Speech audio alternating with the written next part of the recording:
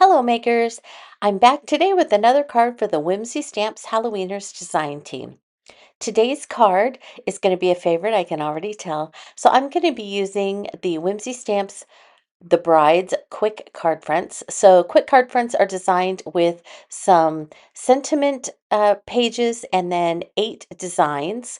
And I have chosen this design for the quick card front I'm going to use today. And I'm going to be using the Hurry Back sentiment from the Baack Sentiments card strips. And I'm also going to be pairing that with the Heaven's Gate die. So I'm not going to be using the whole card front. I'm just going to be using this doorway over here. So I won't be including the bride in today's card, but I will be keeping the extras because I have a plan for the extras. So I want to be able to look through and see that door on the other side. And then in front of all of that, I'm going to be having a floating candlestick. So you can tell that my inspiration for this card was the same inspiration for these bride quick card fronts and for the sentiments. So, along with that, I reached for my St. Patrick's Day papers, and you may be thinking, why? Well, because I've been saving this amazing black wood grain, and I think it's going to be perfect for some shutters or the doors on the side of the gate, and also for the steps.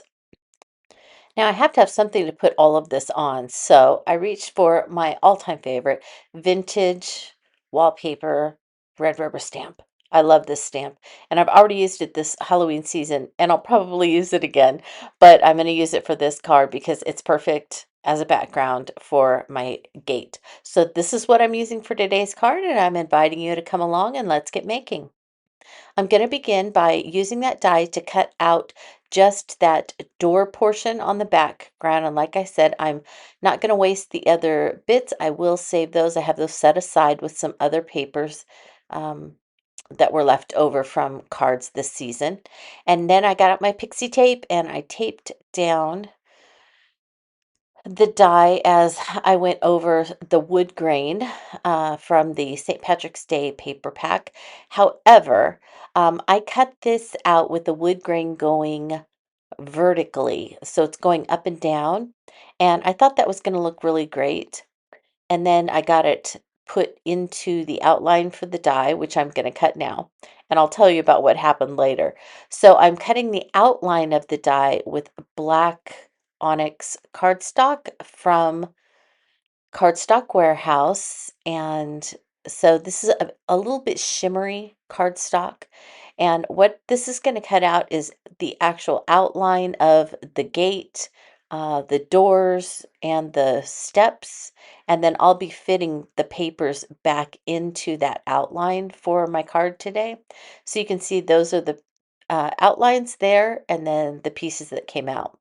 So where the gate was, I didn't want to get a new piece of the onyx cardstock, so I just used the gate portion. And I am cutting out a little topper for the gate. So there are two little toppers or arches that can go on that gate. And so I picked this one. I think it looks good. And so now I have my pieces cut out for the gate. I'm going to go ahead and put that outline piece that I cut from the onyx cardstock from Cardstock Warehouse right onto a piece of this is just, run-of-the-mill cheap black cardstock.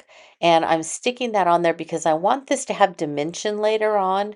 And so I'm going to attach all of my papers into this outline and then cut it out so that I can then pop those doors up just a little bit.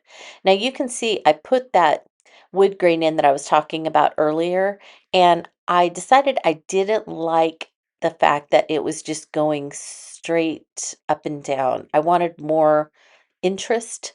I wanted it to look older and more haunted and to go better with the paper that's in the gate. So I'll show you how my remedy for that later. But before we get to that, I'm going to do the background paper for my card. And so I'm stamping that vintage wallpaper in Distress Hickory Smoke archival ink. So this is not regular Distress ink. This is the archival. It is like waterproof. It's not water reactive, so I'm going to be putting some stains and things on it, and so it will hold the color. So I am using weathered wood and speckled egg. So I'm giving it a blue color. You may have thought I was going to do purple, but no, I'm doing blue. There is some blue wallpaper like this as you enter my inspiration place. This is some Lost Shadow, and I'm almost out, so I ended up just kind of pouring it and letting it drip down from the top, which is actually really kind of more what I wanted it to do anyway, because I want it to look like old dust and, mold and mildew, whatever else running down from the top of a haunted mansion. So that's really what I ended up liking. Now, when I was done, I did not use oxides, but it oxidized. Isn't that weird? So I really couldn't see that the wallpaper pattern as well as I wanted across the top. So I reached for my trusty micro glaze from Tim Holtz and Ranger ink. You just need a little bit on your finger, not a whole lot, but enough to just get you through most of the paper. And you just go right onto the paper with it, and you can see how I'm just kind of rubbing it in lightly, and you just need a very thin layer of this, and that is bringing back, you can see how that pattern's now showing through, and I still have the colors. In fact, the colors of my distress stains are even richer. Once you do that to the whole piece, you want to buff off any excess with a dry cloth. So I'm just buffing that off, and now all of my paper is going to be water resistant. Microglaze makes it water resistant. So if it gets wet, those stains won't react again to water. And I think it looks really good. So now on to how I fixed my wood grain. I reached for the Prim Colonial Americana paper pack, and I got that piece of wood grain out of it. And I wanted it to be a little darker, but not too dark. So I reached for Uncharted Mariner, and I went over the paper with the Uncharted Mariner, and that gave it kind of that uh, distressed look. And so I cut those out for the stairs and put those in. And then for the shutters, I cut out that black paper, but I cut it out horizontally. And then I started just cutting strips off like this, just little quarter-ish inch strips, maybe 3/8 of an inch strip, putting some black soot distress ink around the edges, and then gluing those in place. And I didn't glue them in completely straight all the way. I left a few gaps here and there on some of them. Um, some of them were a little bit crooked so that they would look like old haunted, you know, house shutters is kind of the look I was going for. And then when I got to the bottom and I was putting in the last couple of pieces, I had to trim that bottom piece because I had left so many gaps. And that's okay. So you may have to do that also if you start at the top and you work your way down. You may have to, make a few little adjustments there. But I think those shutters turned out great.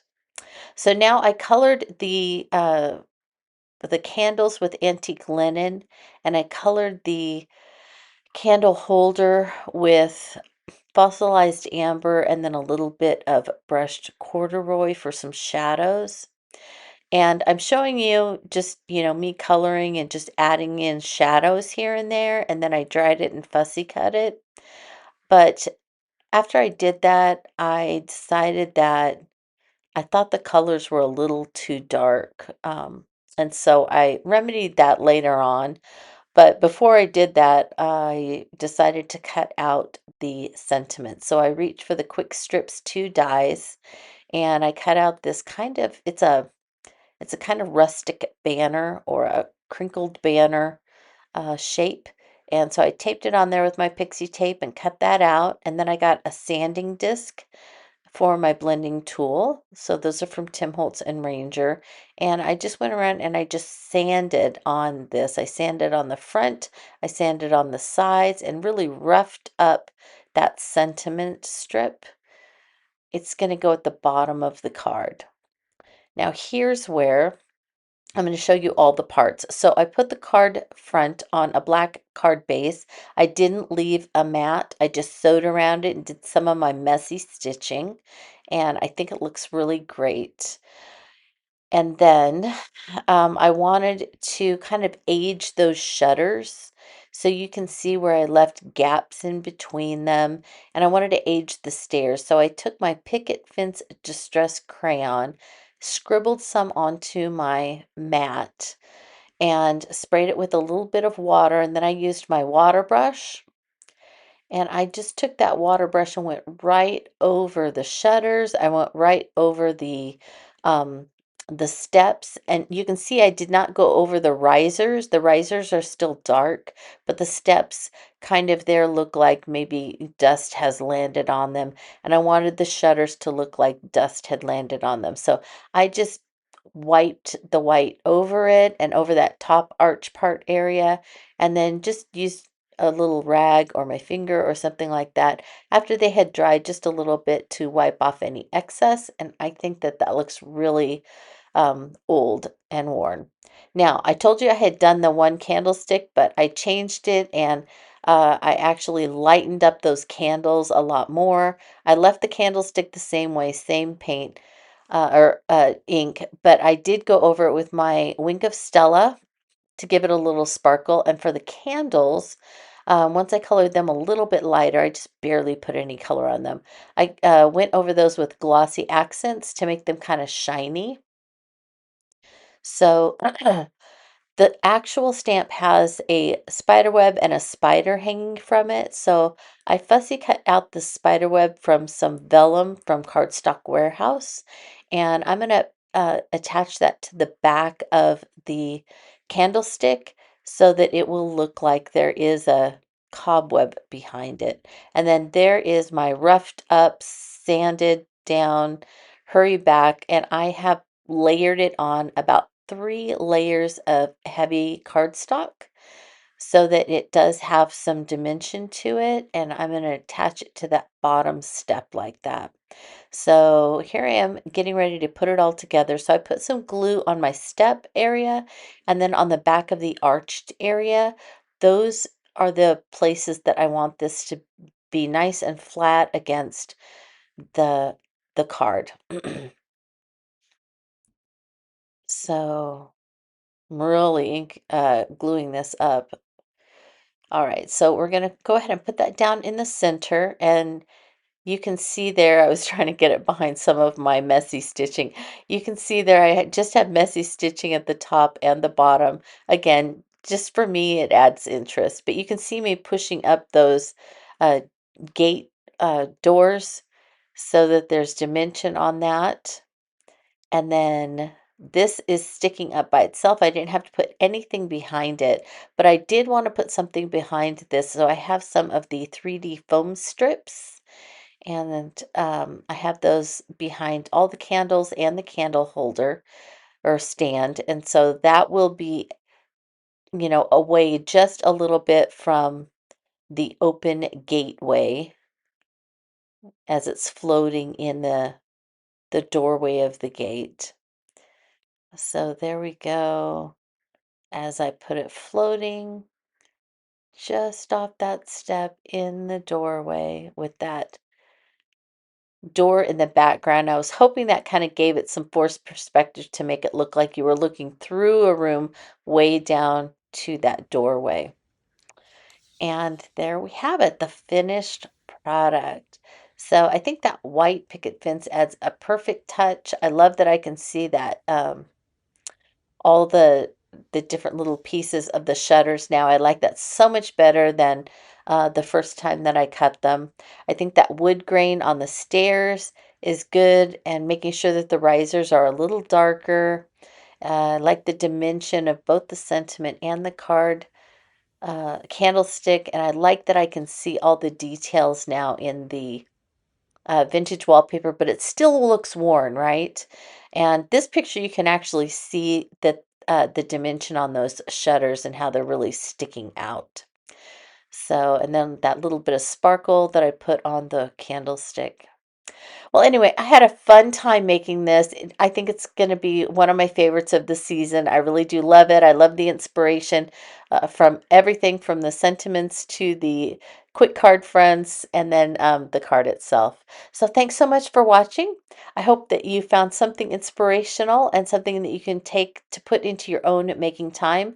And with that, as always, I want to wish you a very creative day.